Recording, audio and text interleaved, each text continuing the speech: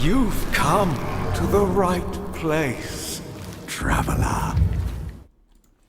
Alright lads, welcome back to the channel. Cursedboy here, and we have the patch notes for Season 3 Beneath the Ancient Skies for last Epoch, which is only 5 days away, so it's very close.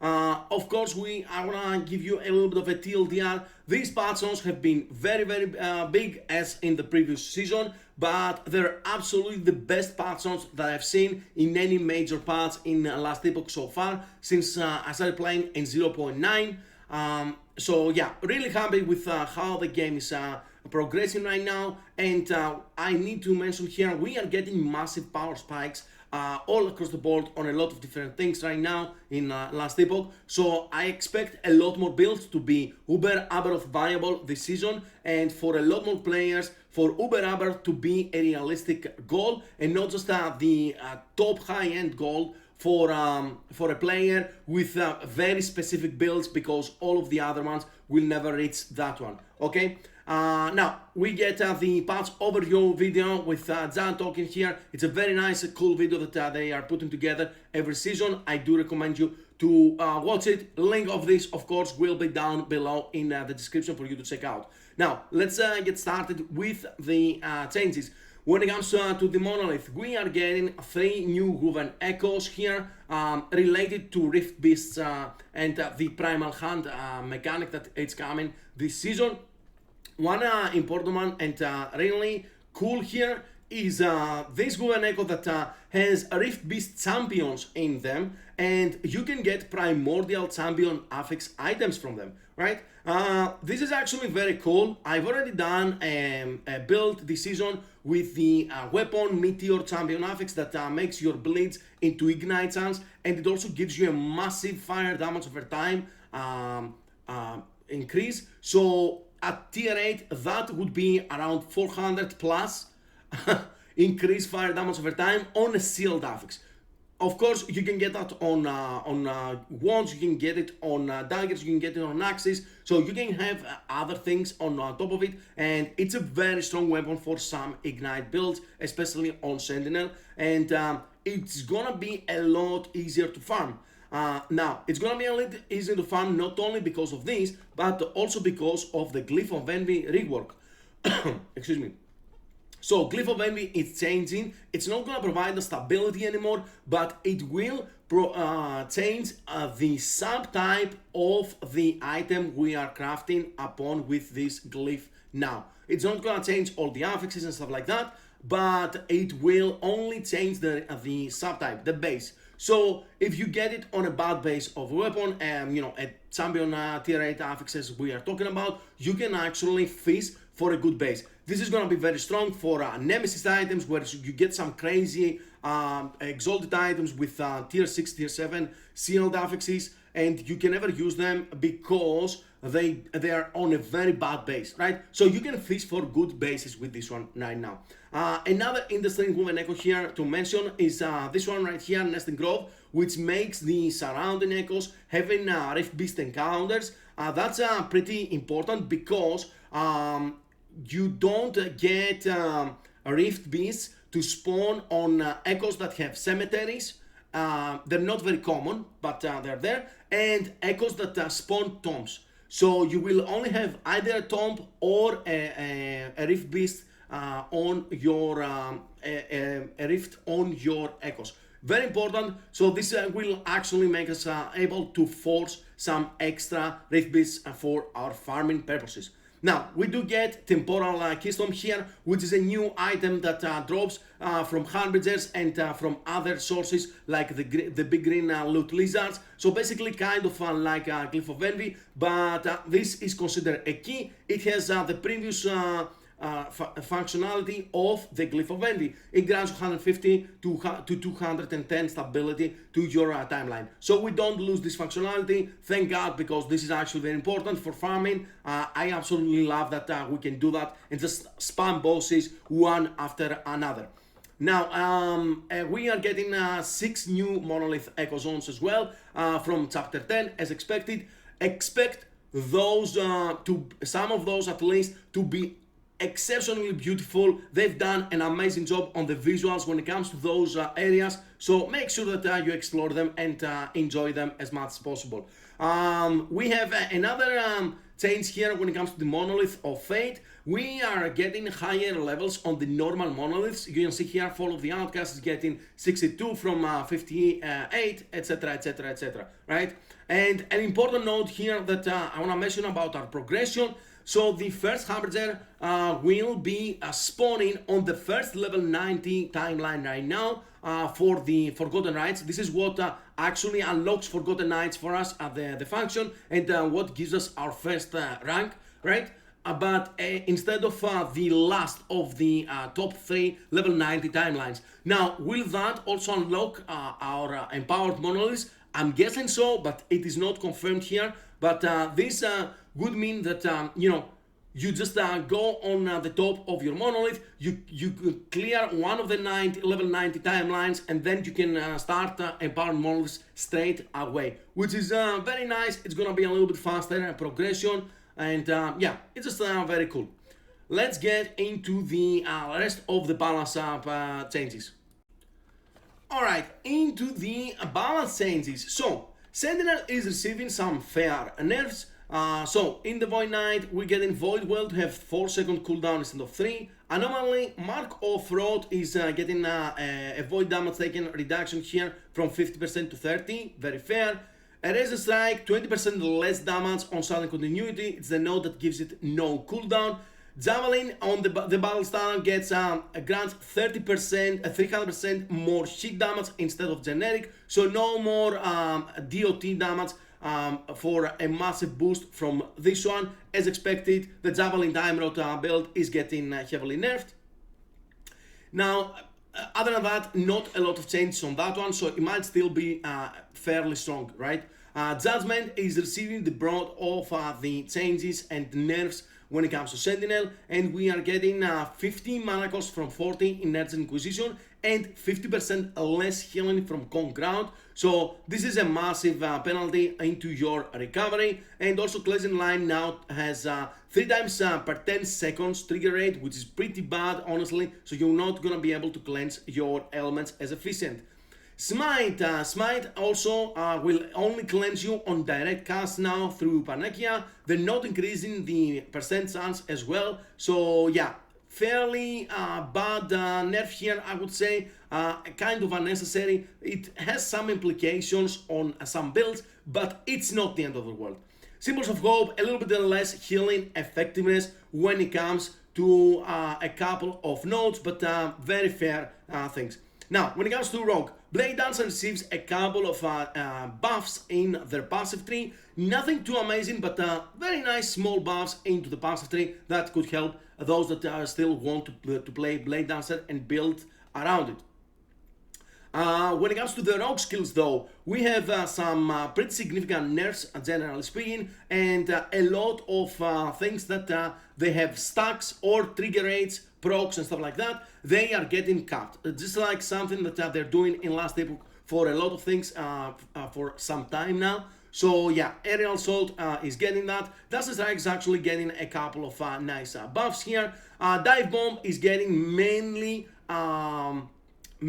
nerfs here into the mana cost as well, and some other nodes on the tree. Falconry is getting trigger limit on the Hunter Spoils, etc, etc. Generally speaking, they're trying to bring down mainly Falconer into a level of the rest of the masteries. I'm not sure if they are actually gonna be successful here based on what I've seen, but I think it's a good start.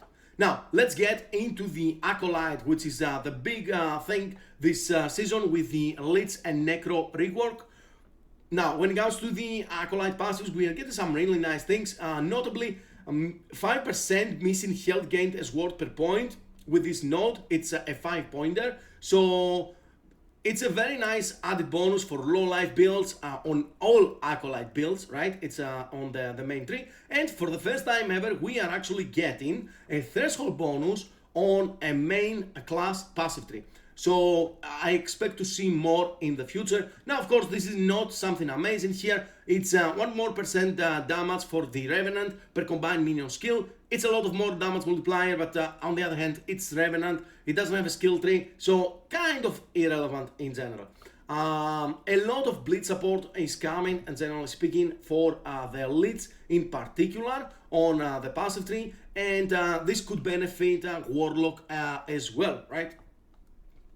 Notably for leads, we are getting some nice vitality synergies in a few different nodes here, which is nice. We are getting even dot stacking through intelligence and vitality as well. We are getting health regen on vitality. They're changing some of the nodes that had health regen penalties into not having that anymore. So yeah, some really cool things overall, and you can even get health regen per vitality, just like the old vitality worked before they changed it into poison and necrotic resistance. Now, that's very important for our Witchfire build that we played last season as a league starter, along with a lot of other people that enjoyed the build. We are getting a small nerf that I was actually expecting, and I was talking about it in the Hollow Elites. So from 10% increased damage per 1% health leads, now you need to invest 3 points and you only get 6%. So significant nerf on the increased damage that you can get on that. Right? Now, on another note, Leech is getting some massive bonuses when it comes to defensive layers in particular. Corrupted Form is actually buffed since the time that they revealed this node a couple of weeks back. So it's now 30% more health on 5 points, and you also get 10% of maximum health gain as a Duras threshold. This is a node that make you basically being a true hybrid build. It keeps your health and ward up to 50% of your maximum health, but you also do count always as low life. So this has a couple of different implications, but yeah, it's a very nice node. I expect to see some really 5-hit builds with this node as well. I'm gonna try to cook some things with it as well because I absolutely love it, and there are a lot of different things that make this node even stronger. One of them is that you have here Contention replaced with Spell Wounds, which grants 10% with 5 points of hit damage taken from bosses and rares dealt over 4 seconds. So basically this is the same mode on the Oberrabber of Gloves and Grasp of the Blood Mage. So you can make the hits a lot smaller when it comes to your mitigation when they're coming to your health. We also get a lot of less damage over time taken on some of the nodes, and of course we still have the threshold that makes it so that it bypasses all of your ward, so it only goes into your health. And this node was actually buffed from a couple of days ago that they revealed it from 2% to 4%, so it's now 20% less damage over time taken. And then we also get this threshold over here, which it's a 10-pointer, it's a 6-point threshold. So this one gives you 20% less poison damage, right? But less poison damage taken, but it is also making you all of the damage over time taken that is coming to your character, 50% of it is converted into poison. So basically you can reduce a lot of it through the less poison damage taken that we have from Aura of Decay, excuse me, from Aura of Decay and from the other nodes in the tree, right? So it's very, very important one. I absolutely love the Lich tree so far, has a lot of cool things that we're gonna be building around. And speaking of cool things, Necromancer, he's getting some massive bonuses here at the start of the tree as well. So this is one of them here that I wanna show you for sure. The 3-point threshold here grants 2% increased minion armor per intelligence and 4% increased minion health per vitality. Once again, we are getting more vitality bonuses even for the Necro, which we already had a little bit of vitality on other tree. Now, this is very important because the Necro minions were always able to get some bonuses when it comes to flat armor from the main Acolyte tree and from the Necro tree, but you could never scale it to be actually a defensive layer for your minions. With this scaling per intelligence, you will be actually to get it into a good spot so that they get a decent amount of damage reduction. So very cool there. I absolutely love this one here, and it also grants extra vitality flat armor alone as well. They're changing a couple of different things on the Necro tree. They're moving some nodes around. They're removing a couple of the nodes as well. We are also getting a little bit of endurance. Some flat crit for our minions as well, 5% in total that you can get here also. So yeah, we're getting some really cool things. We are getting a very interesting node here for a chance to resummon your skeletons after 3 seconds after they died. So you already have this as a skill tree on the summon skeletons node, so this could be a very interesting thing, maybe even with sacrifice. I haven't checked out what they're doing with sacrifice, what we could do with sacrifice with this one, but as a note here, sacrifice actually gets double damage on the base. It gets double flat damage and double efficiency on the flat damage as well, effectiveness, excuse me. So yeah, the Necro tree looks good. We are getting a little bit of recovery in a couple of defensive layers.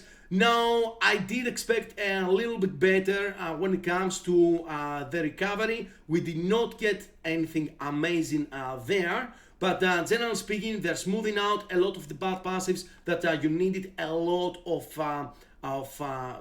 points to travel, etc, etc. So they're making the tree a lot easier to navigate, and I absolutely loved it when they do that, because we have more options to get more things as well, right? It is a lot easier to give your minions haste and frenzy here on the last node on the far end of the Necro tree as well. And we are getting some flat spell damage and increased minion. Now, I will note here when it comes to the Necro that we are not getting any changes on the Summon Skeleton, on the Summon Skeletal Mages, on the Flame Wraiths. So the only changes that we'll talk about in just a little bit is on the Assemble Abomination. Alright, let's get into the skills now, and let's see what we have here. So, Flay, I'm not gonna go through the whole skill tree, of course. You can check all the nodes yourself, but I gotta be honest, Flay has some really cool and interesting passive nodes on the skill tree. And if you are the type of player that likes to explore on League Start and new skills, I think this is definitely the type of skill that you absolutely will love, because it has a lot of different things that you can do, a lot of different play styles. The nodes, they give a lot of bonuses, but also they have some negatives when it comes, to attack speed and stuff like that. So there is a give and take on the nodes. I think the passive tree is very strong already on the tree. But yeah, we'll see how that's gonna pan out. We're probably gonna be doing a lot of theory crafting in the next few days on my streams. Once the planners, of course, get fully updated for Flay. And yeah, the skill has so many good possibilities. Along with the Leeds rework, I think it's gonna be absolutely awesome and really fun to play with. When it comes to the Assemble Abomination, we already talked about this one yesterday and the main changes to the skill. So I gotta be honest, they're changing so many good things about the Abomination that I might play Abomination this season at some point. It's definitely one of the builds on my list right now. So they're buffing a couple of abilities and its basic attack when it comes to the flat damage and the effectiveness as well. You can see it here on Stomp. I've already showcased the node that they showed us that gives Stomp massive more multiplier per golem. So there are a lot of the interesting things that you can do. They also focus on the tree a lot on cooldown recovery rate for the Abomination's abilities that it gets based on the minions that it has absorbed. And it can also even cast Sacrifice. Now, I want to specify here for this node. So basically, whenever there is a minion that you cast it and it has been absorbed previously on the creation of the Abomination, it will devour that minion and it will heal, right? Now, instead of devouring the minion, it can actually sacrifice the minion as well. So this is a very interesting node. I'm not sure if we can actually make Abomination to use sacrifice for us, and maybe we can get a loop with the new summon, resummon skeletons, and make the skeletons also give us mana when they die, and keep the Abomination, you know, for absorbing them and cast and sacrifice for us. But it is definitely an interesting node that it's worth mentioning, in my opinion, as again, sacrifice is getting a buff damage. So yeah, like it's very, very interesting. Now when it comes to Aura of Decay, also it's getting stronger. A lot of the nuances on Aura of Decay is they're going away. It has a much better damage mitigation from your poisons or your bleeds, depending on the conversion that you get. And one of the more interesting things right now when it comes to the Elite's skills, they are getting very good things on the conversions. So basically a lot of the effects from the skills are getting converted. It's not like you know, one ailment, it's getting converted and that's it, and that's and just the base damage. A lot of other abilities and sub skills and stuff like that, they're getting converted with them. So it's the new way of them of EAZ doing the conversions, and it's absolutely awesome because it opens up a lot more possibilities for the build. As you see, like Aura of Decay is actually getting massive changes on the skill tree. Death Seal is also getting a couple of changes. Now I want to mention that it is getting a lot of base damage on the Wave of Death as well, along with effectiveness. So yeah, it's getting higher cooldown. I think that's very fair, and I feel like there might be a way on crit builds to make your Death Seal do a lot more significant damage than in the past in crit builds, and it's also getting a lot more higher soul procs as well. All of the higher soul procs here from 1.5 seconds, it goes every second now, and it gets higher frequency as well. Like a lot of good things are happening for for the skill here, and I expect Death Seal to be a very stable. Now, the most important part out of all of that, before I forget, is this one. No longer remove wards and does not prevent gaining ward. So you could use Death Seal on builds that rely on ward now as well, and that is probably the most interesting thing about the skill now, and it was the negative that I didn't like in the past. Dreadshade, a couple of changes here. Nothing too exciting. They're moving some nodes here and there. They're changing a couple of nodes. Mainly they're changing the 100% crit chance for the single minions that we had before, and it's now 5% flat and 10% crit. 10% flat and 20% crit multi. So yeah, you're getting a little bit of a different thing here. But other than that, Dreadshade remains to be very, very strong. And an interesting thing that I want to mention is Doombrand actually getting its damage basically doubled. I believe Dreadful has done a build with Doombrand in the past, and now it is also it applies much more frequently, reducing instances of newly created minions dying before receiving the brand. I believe that was one of his issues on the build that he made in the past. So there might be an actual real build there with Doombrand from Dreadshade, which would be very, very interesting. So keep your eyes open for that. Hammerth is getting the same scaling from attributes as the Flay. And other than that, it's getting a lot of different changes. Now, I want to mention a couple of them that actually affect our Witchfire build once again. And I'm going to have to make a lot of adjustment on that build to see if we can actually still make it as a good league starter for this season.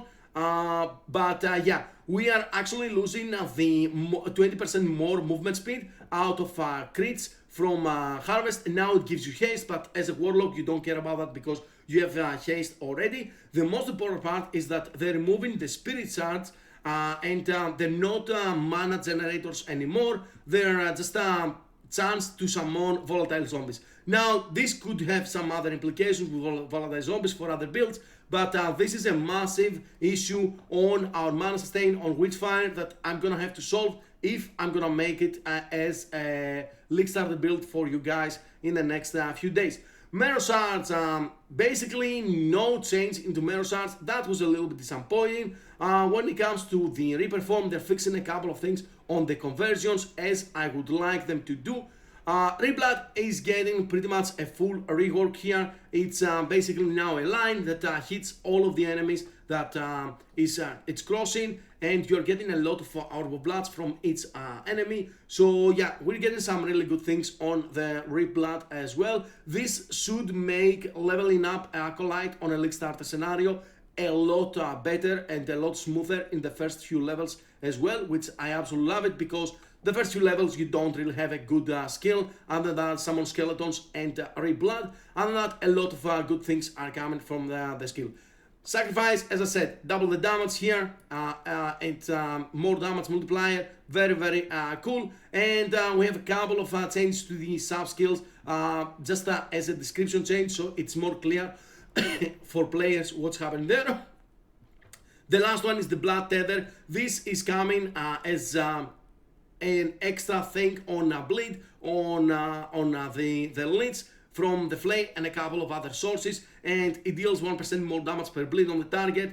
It now lasts 3 seconds from 5. Alright, let's keep going here. Rune Master is receiving a little bit of an error mention here on the patch notes. They're actually buffing a few of the runic evocation spells. Unfortunately, nothing stands out very much, nothing super exciting, and they're not doing anything on the runic invocation skill tree, so I do not expect any of those skills to receive play, honestly. I've tested a few of them already in the past, and they're just not playable. Now let's go into the crazy Beastmaster changes that are happening for the Primalist in general. And we have aspect changes this time around. They're making some really good things happening with the aspects. They're a very big part of any Beastmaster build in particular. Aspect of the board is getting 30% increased bleed duration on top of everything else. Aspect of the Shark is now becoming 50% more melee damage instead of 75 increased melee damage and 10% increased melee attack speed. Aspect of the Viper, which is fantastic for us Beastmaster Scorpion enjoyers.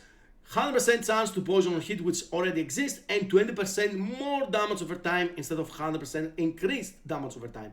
Aspect of the Lynx is also getting changed. Instead of 100% increased critical strike chance, it's giving you now 5% flat crit and 100% increased stun chance. Now, all of those things here, they're very important because you can get aspect effect for those, and they all getting boosted. There is now a node in the passive tree at the end that gives you up to 80% increased aspect effect, and of course you can get some of it on idols and on gear as well. So you can we can even get up to like 300% effect for our aspect of the Viper, in particular for Beastmaster Scorpion, and that would mean that this becomes 80% more damage over time from the aspect, and a lot more poisons, of course, for our single target. Now, the Beastmaster passive tree, I've always said that the Beastmaster passive tree is one of the best in the game. It becomes even better. Big change for the aspect of the board. You now you now gain aspect of the board when you use a traversal or evade skill for up to 5 seconds duration. Now, of course, this is the first node before the chain. If you are a Beastmaster, still you can get the next node that boosts aspect of the board even further, and it gives you chance on melee attack hits. When it comes to Druid and Summon, this is a much different way of getting aspect of the board that could affect a few builds. Now they're shuffling around a lot of different nodes when it comes to the passive tree on the Beastmaster. They're changing some nodes and they're removing some nodes as well. Aspect of the War is also getting a new node that is going to be a bleed chance per point and 15% physical penetration. This is 2 nodes condensed into one, so you can get a lot of it out of this one. And yeah, like it's still gonna be massive. I think this is an 8-pointer if I'm not mistaken. You can once again boost it with more effect as well. We are getting some really interesting things here. Now, the companions, they actually scale with dexterity now as well, and this is important, and I'm mentioning this because we are getting one of the new nodes here that it gives you +2 strength and +2 dexterity per point, maximum 5 points, and also you get +1 maximum companion with 100 companion strength, combined strength and dexterity, right? You can also get 50% increased aspect duration, so you can get a really good uptime on those. There are a few different changes as well. One of the best ones is the Ancient Might, which is the top last node on the tree, which now grants 30%, up to 30% reduced damage bonus from critical for you and your minions. It gives you 10 health per point and minion health, but more importantly, it also gives you 5-point threshold for +1 level to minions. This passive tree for Beastmaster is becoming better and better. Let's move to the skills because we do have some really interesting changes. So Gathering Storm, Excited Bolts now has a maximum damage of damage bonus of 300. This one basically maxes out at 1000 mana. I was a little bit weirded out why they're capping this maximum damage bonus, but then there is a new primordial unique stuff that gives you a crazy amount of health and mana per attunement, which you are stacking anyway. So I'm guessing that's why they preemptively stack it so that Excited Bolts and especially Werebear Tornado is not gonna get completely out of hand. It's already a very strong build, which is getting buffed by you know, the new power spike that we are getting. Earthquake is getting the initial slam damage nodes. All of them are getting nerfed slightly. When it comes to Saber Strike, they finally killed Saber Strike with this here. So basically they're capping the 1% more damage per poison and per frostbite to 100%, and they're removing the double against enemies at high health. So this is a huge nerf. Saber Strike was one of those builds that basically kills Uber Aberoth in like 3 seconds after they ramped up a little bit with a few attacks. So yeah, it's now gone, it's done, let's move on. Summon Bear has a few interesting things happening for it, of course. I haven't played Bear myself yet, but this could change in this season. We already know that Bear can cast Earthquake every 6 seconds, and maybe that's why they're also nerfing the initial damage on the Earthquake. Summon Raptor is getting dexterity scaling, health, and increased damage per point, which is very nice as well. A lot of companions now have dexterity and strength scaling, as I mentioned, so you can double dip for survivability and a little bit of extra damage. Now, I'm not sure about Raptor right now and how I'm gonna feel about it, but with the extra maximum companions that we are getting, there is a good chance that I will be trying the Null's Tooth unique weapon that we got a couple of seasons ago that makes your raptor into baby raptors basically, and you can get a lot of them. It's based on the maximum companion that you're having, and we are getting boosts on maximum companion from a couple of different sources this season, so I think this is the time for that unique to shine. If we cannot make a build with it this season, it will never happen. Summon Sabertooth, which I already have a planner for this in play, and I'm gonna be making a build with it in the near future. Gets the same dexterity scaling, and it gets a little bit less base damage and effectiveness, but a lot more attack speed. On my planner, I was getting 200% increased attack speed for Sabertooth, and that was before aspects. So I expect it to be higher, and this will be amplified even more. They're traveling around some nodes and stuff like that. Most notably, the node that gives you more damage multiplier on your Sabertooth per till stack on the target is now moving after the cold conversion. So if you're not converting your Sabertooth and you leave it physical, mainly for the new T-Rex relic from the Primordial Uniques, you will not be getting that more multiplier, but there are plenty others in the tree, so we should be fine. It gets some really cool changes though, and some extra more multipliers as well, so I'm really looking forward to it.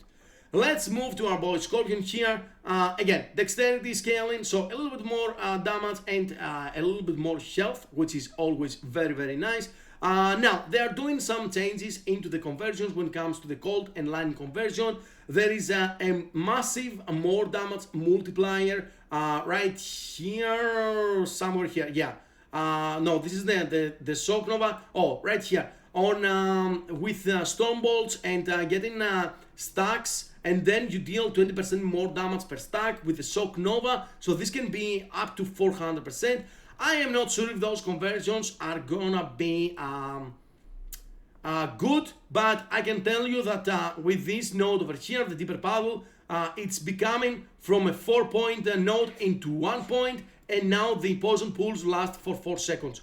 This was one of the nodes that we would like some extra levels on the Scorpion usually to invest a couple of extra points there for a little bit more single target and more poisons on our target.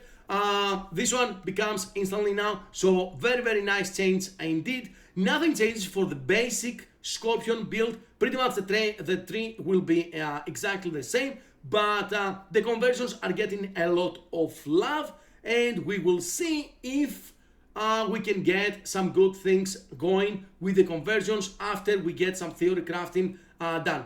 Samos Krieger is getting a couple of interesting nodes here for the healing aura. Basically a lot of various bonuses per different kind of companion. You can see for its wolf, for its stormcrow, for its raptor, and the same with bear, scorpion and stuff like that. So they're trying to promote a little bit of multi-companion kind of build with it. I don't think it's gonna become a thing. Stormcrows though, they're getting some significant nerfs. Now of course those are kind of justified. Stormcrow damage and Crowstorm in particular was absolutely insane this season. Instead of 50% more damage per active crow for Crowstorm, you're getting 30% more damage. Once again, we can get more companions than we could last season. So yes, this is a significant nerf, but it's not as bad as some people might think. Thunderous Blast grants 10% more damage per active crow from 15, same here, right? Summon Wolves are actually getting a very, very weird change. Pack Hunter has been replaced with Permanent Bond. You have an additional Wolf companion at all times. This Wolf does not count towards your companion limit. And this you might think is good, which is very nice, but on the other hand, you're losing the +1 maximum companion, which means that this is a kind of an indirect nerf to the Scary, to the Squirrel helmet, because you want plus maximum companion, and then you get half of it as squirrels. So you are losing +1 maximum companion. As I said, we are getting a lot of maximum companions, so it might not end up being a nerf, but yeah, we need to do a little bit of math and find out and see all the new items and effect, how easy it is gonna be to combine them. Just a small change on how the Primal Resonance procs the companion abilities. Nothing to fear though. Let's move into the item affix and enemy balance. So when it comes to affixes, we don't have massive changes. Some nerfs, mainly to idols, are happening right now. So we're getting a new prefix for daggers and one-handed axes and two-handed axes for melee and necrotic spell damage hybrid. So basically this is kind of targeted for flay, because you can do, both of them. Level of flay coming for body armor. Unfortunately, the hybrid is increased area of area skills. It could be nice, but we'll see about that. Now, the Bulwark on Sentinel affixes basically gets their top end nerfed by about 25% on each of the different idols that you can find this affix. The lower end remains the same. They're nerfing a lot of the new Weaver idols that I personally don't very much enjoy right now, because I feel like the best part of this season 2 was the new Weaver idols, and in particular the small ones, the stouts and the humbles, because they came with some really cool and interesting affixes that we could change our idols on our builds quite a bit. I don't want to go back into a meta where we are using 4 2x2 adorned idols and that's it on our builds, right? That's not very interesting. It's cool here and there, but it's not very interesting, right? Also, everything that has ward retention and ward per second is getting nerfs as well. I'm not sure why that is happening. We did not really have a lot of strong ward builds in the meta, if any, to be fair. Everything was about life. Speaking about life, everything that had flat life is also getting a little bit of a small nerf, and a little bit of a nerf on the health regen and increased health regeneration. But yeah, other than that, most of the things are good. They're changing and they're putting caps on the proking idols for the Primalist, on the Thought Totem, on the Avalanche Boulder, on melee attacks and spellcast as well. When it comes to enemy balance changes, we don't really have anything other than to mention the Aberroth's Frailty now also grant 50% reduced healing effectiveness per stack, which is once again another nerf to the Judgment build. Now, when it comes to the patch notes, I've said that those are the best patch notes ever, and I'm still standing by it, but I gotta be honest, we are getting a lot of unique item nerfs that I did not expect. Clovis Needle is getting their flat damage reduced on the implicit and on the explicit, and a couple of other nerfs on attributes and the melee crit that it's getting. Confluence of Fate is getting a very slight buff, but it doesn't matter. They're finally nerfing a Wrong Warp, and it's only getting 2% increased spell damage per 1% movement speed from 3. And they're increasing the effective level of legendary potential. Now, I've been saying for a few weeks now that the effective level of legendary potential, it should get increased on a few different uniques that we've got in the last couple of seasons, because they are very, very powerful with very low effective level, and you can get 2 or 3 LP fairly easy. They're doing it, but they're also nerfing some of them that I feel like it's a little bit weird. Viper Tail, the belt, gets a little bit more poison chance, but massive hit on the slow on hit, and this is important because Time Rot can actually either convert this or get more damage multiplier for Time Rot from the Void Knight passive, right? So this is 40% less less slow that you can get for that more multiplier. They're actually nerfing Uncanny Sphere, which is the weirdest change on a unique I've seen in a while. We are getting a massive nerf on the Blood of the Exile from 8 to 12 on the attributes. You are now getting 5 to 8. So this item, unless you find it with like maximum attributes, is now garbage. Flames of Midnight, instead of 11 to 17 pen, you're getting 7 to 11. Another massive nerf. Abyss of Erase gets a cap on the ward that you're getting when you're killing an enemy, which is fine. Condescendance of Majasa, as expected, it's getting nerfed, but I think they are overdoing it a little bit, gotta be honest, yeah. So, the 30 to 35 becomes 25 to 30 of block effectiveness into damage over time, and the block effectiveness pretty much is halved on the explicit. Now, it's still a very strong item, don't get me wrong. I don't really like massive nerfs on items because they actually limit a lot of possibilities on builds that they would like, the extra defensive layers, but other than that, it's still a very strong item, so it should be fine, hopefully. Pearls of the Swine and Brewmaster Buckle are getting nerfed, mainly on the vitality, but Pearls of the Swine is also getting a little bit less resistance and a little bit more ward per second.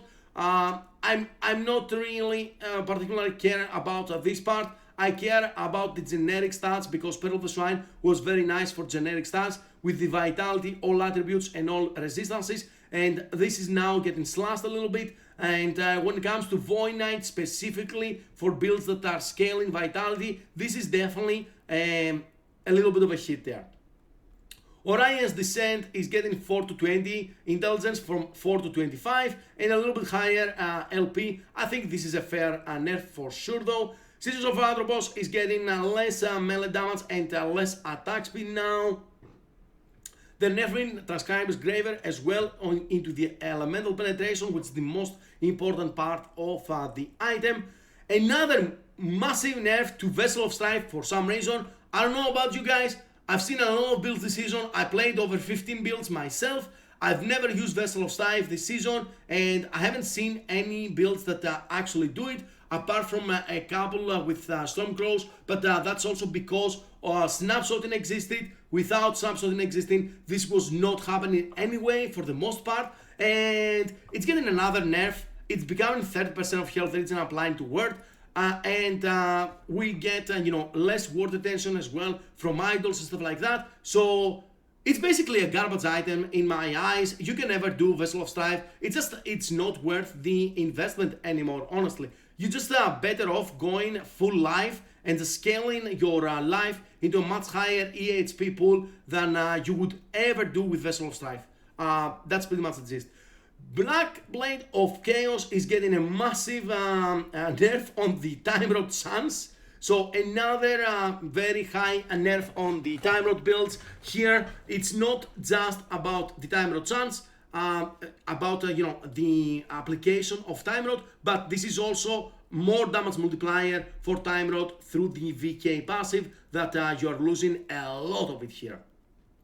Word Splitter, small nerf into the base crit that you are getting per 1 mana cost. I think this is still fine and we're good. Slab is now getting a limited block chance to a maximum of 75. There is a good reason why they're doing this on Slab, because you could do some crazy shenanigans with search affixes, swapping your glassy blows into block, and with Slab you could get actually 100% block chance, and then you would get no damage at all on 100% block chance. Alright, As of Mortality finally is getting also a little bit of a nerf. They're capping the ward at 2000, which is not bad by any means, but it's another ward generation nerf. Other than that, when it comes to set items, we don't get changes other than one thing. I'm gonna talk about the faction changes real quick. We know the Merchants Guild, we already talked about this a couple of days ago. So yeah, we're getting a couple of extra tokens, which they're gonna help players buy their items early. But the Woven faction is the one that is getting some really cool changes that I absolutely love. Basically, so what's happening is we are getting higher chances for Weaver stats on enchanting idols. So we should be able to get, tier 6, tier 7 modifiers and another, tier 2, maybe tier 3, maybe tier 4. We'll find out exactly how much they're buffing that. But the ranks on the Weaver faction are getting a lot of good things. So on rank 3, you can now reforge class-specific idols at the Woven Enchanter. So basically, they will be removing the Weaver's tats and enchanted affixes, and they will be re-rolling the standard affixes of an idol. I'm not sure how important and how useful that would be, but it could be in some cases. Now, rank 4 is actually a little bit better because when you're enchanting, it's more likely to result in higher Weaver stats. And you can reforge Weaver idols at the Woven Enchanter. So basically, you can reforge a Weaver idol and reroll the affixes. It will have at least one affix with being a Weaver affix, which means that all of those humble idols, the stout idols that we are using on our build from the Weaver category, we can actually reforge them a whole bunch of times now and get what we want, not just by farming prophecies or by farming drop rates from the monsters, but we can also use this method as well. And reforging Weaver idols is 10% more likely to result in 2 Weaver affixes with more Weaver stats and higher chances for 2 Weaver affixes. You might be getting some really cool things in general. Rank 9, 10% more memory amber drops in your echoes, just a very nice addition to do. We are also getting a couple of new mods on the Weaver tree, nodes on the Weaver tree for Reef Beasts, And I believe that will be it for this well, TLDR. It's not very short, but I cannot do anything about it, guys. I'm sorry. There are a lot of information to go through this time around. We are getting massive changes on so many things. I will try to make a different separate video about analyzing all of the new primordial uniques, because we are getting some crazy stuff right there. Now, thank you very much for watching, thank you very much for being here, and if you enjoyed the video, do hit the like button, subscribe to the channel for more content. We have league starters and we have more build guides coming up in the next few days, of course, in preparation of the new season. Let me know what do you like, what do you not like about the patch notes as well, and I will catch you on the next one. Bye bye.